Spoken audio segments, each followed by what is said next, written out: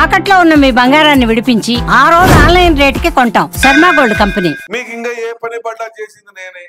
మరి మీ ఊర్లో ఏం పనులు చేపించుకున్నారు, ఏం పనులు చేశారు, ఏ రకంగా మీ ఊరు అభివృద్ధి చెందిందో ఒకసారి చెప్పాలా.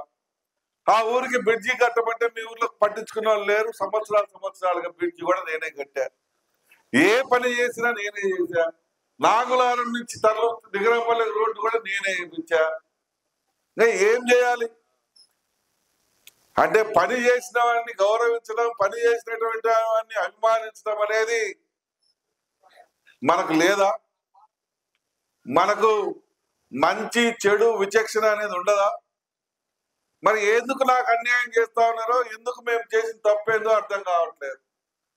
ఈరోజు ప్రతి విషయంలో నికరపల్లి గ్రామస్తులు అందరూ మన వాళ్ళు న్యాయం జరగాల, పెద్ద రైతు కుటుంబీకులు అందరికి మంచి మీద నిలబడి ఉంటారు, మంచికి కట్టుబడి ఉంటారని చెప్పి ఏ పని వచ్చినా నికరపల్లి చేసుకుంటా పోతున్నాం. త్వరలో మీ ఊరికి నీళ్ళ ప్రాబ్లం ఉందని చెప్పి కలెక్టర్ను కూడా తీసుకురాబోతా ఉన్నాం మన ఊరికి.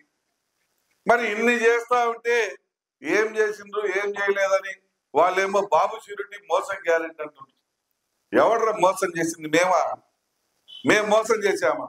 ఇక్కడ ఉన్న అక్క చెల్లెలు కానీ, మీరు కానీ, మీ గ్రామస్తులు కానీ ఆ గుళ్ళకి వచ్చి చెప్పానండి, మేం మోసం చేశామా, వాళ్ళు మోసం చేశారా, మాది తప్ప వాళ్ళకి తప్ప అనేది కూడా మీరు చెప్పాలి.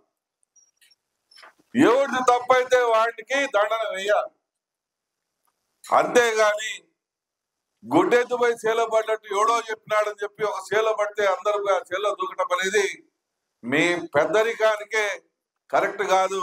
అది మీ పెద్దరికాల్ని ప్రశ్నించాల్సిన పరిస్థితి వస్తుంది.